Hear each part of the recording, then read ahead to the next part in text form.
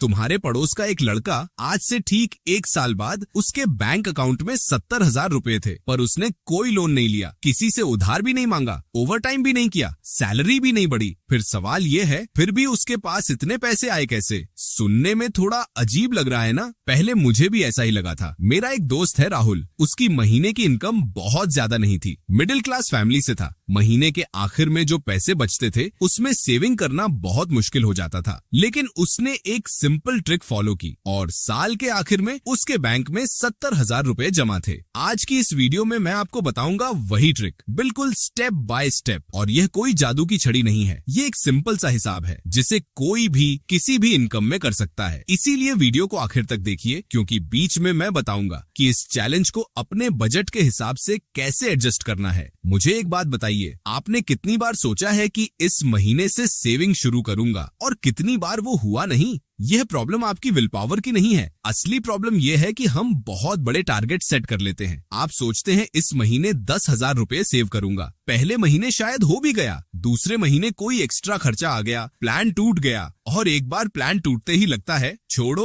अब तो हुआ नहीं, अगले साल देख लेंगे। यहीं पर 50 वीक सेविंग चैलेंज अलग है, क्योंकि यहाँ आपको एक साथ बड़ी रकम जमा नहीं करनी पड़ती। हर हफ्ते थोड़ा थोड़ा जमा करेंगे और जैसे जैसे हफ्ते बढ़ेंगे अमाउंट भी थोड़ा थोड़ा बढ़ेगा। स्टेप्स इतने छोटे हैं कि आपको लगेगा ही नहीं कि आप कुछ त्याग कर रहे हैं। चलिए देखते हैं यह असल में काम कैसे करता है। नियम बहुत सिंपल है, पहले हफ्ते जमा करेंगे 10 रुपए, दूसरे हफ्ते 20 रुपए, तीसरे हफ्ते 30 रुपए, ऐसे ही हर हफ्ते 10 रुपए बढ़ता जाएगा और आखिर में यानी 50वें हफ्ते आप जमा करेंगे 500 रुपए। शुरुआत में यह इतना छोटा है कि जेब से निकलते ही पता नहीं चलेगा। 10 रुपए, 20 रुपए, 30 रुपए, ये तो वैसे भी चाय बिस्किट में खर्च हो जाते हैं। और जब तक अमाउंट बड़ा होना शुरू होता है तब तक आपकी एक आदत बन चुकी होती है। पैसे जमा करना तब मुश्किल काम नहीं लगता, बल्कि एक रोज की रूटीन जैसा हो जाता है। अगर आप इन 50 हफ्तों का पूरा पैसा जोड़ें तो कुल मिलाकर बनता है करीब 12,750 रुपए। अब आप सोच रहे होंगे यह तो 70,000 रुपए नहीं हुआ? बिल्कुल सही सोचा। तो अब मैं आपको दिखाता हूँ कि इसी कॉन्सेप्ट को थोड़ा बड़े स्केल पर कैसे ले जाकर असली 70,000 रुपए के टारगेट तक पहुँचना है। सिंपल हिसाब है, 70,000 रुपए को 52 हफ्तों में बांट दें तो औसतन हर हफ्ते लगभग 1,346 रुपए चाहिए होंगे। सुनने में ये थोड़ा भारी लग सकता है, लेकिन घबराइए मत, यहाँ भी वही ट्रिक इस्तेमाल करेंगे, छोटे से बड़े की तरफ। मान लीजिए आपने पहले हफ्ते जमा किए 200 रुपए और हर हफ्ते बढ़ाएंगे 40 रुपए करके, तो हिसाब कुछ ऐसा बनेगा। हफ्ता 1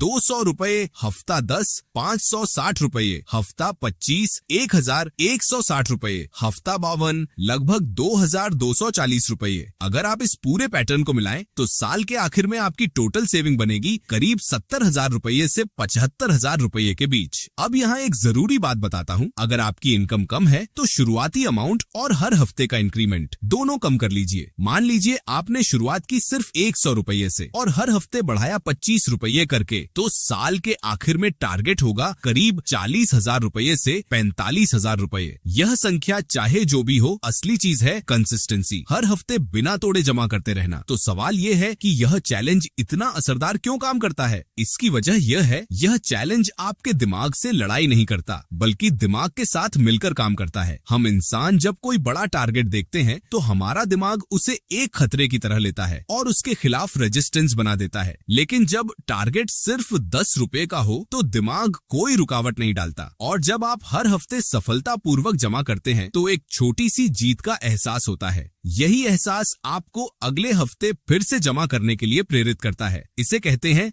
स्मॉल विंस स्ट्रैटेजी, छोटी छोटी जीत से बड़ी आदत बनाना। और एक बात और बताता हूँ, अगर यह पैसा हाथ में रहेगा तो खर्च होने का चांस बहुत ज्यादा रहेगा। इसलिए यह पैसा कहाँ जमा करते हैं यह भी बहुत जरूरी है। इसकी बजाय एक अलग बैंक अकाउंट रखें, या आरडी रिकरिंग डिपॉजिट खोलें, या कोई छोटा सा बॉक्स रखें जो आप आसानी से न खोलें, आंखों से दूर, दिमाग से भी दूर। और सेविंग के मामले में यही तरीका काम करता है। चलिए फिर से राहुल की बात पर आते हैं। शुरुआत के 2-3 महीने वो मिस कर गया था, एक बार तो लगभग छोड़ ही दिया था, लेकिन उसने एक काम किया, जो हफ्ता मिस हो जाता उसका पैसा वो अगले हफ्ते जमा कर देता। खुद को दोष देना नहीं, हार मानना नहीं, बस दोबारा शुरू करना। साल के आखिर में जब उसने अपने जमा किए हुए पैसों से अपनी माँ के लिए एक छोटा सा गिफ्ट खरीदा, वो पल सबसे खास था, क्योंकि वो पैसा किसी से उधार लिया हुआ नहीं था, वो उसके खुद के हाथों से जमा किया हुआ था। यही असली ताकत है। 70,000 रुपए सिर्फ एक संख्या नहीं है, यह आपके खुद पर भरोसे का एक सबूत है। तो देर मत कीजिए, आज से ही शुरू कर दीजिए। पहले हफ्ते ज्यादा नहीं, बस थोड़े से पैसे जमा कीजिए। बड़े से नहीं, छोटे से शुरुआत कीजिए, क्योंकि जो आदत आज शुरू होगी वही एक साल बाद आपको एक बड़ा सरप्राइज देगी। वीडियो अगर थोड़ा भी अच्छा लगा हो तो लाइक कर दीजिए और कमेंट में बताइए आप आज से शुरू करेंगे या नहीं और कितने पैसे से शुरू करेंगे। और हाँ, चैनल को सब्सक्राइब कर लीजिए, क्योंकि अगली वीडियो में मैं बताऊंगा कि इस सेविंग को और कैसे बढ़ाया जाए। मिलते हैं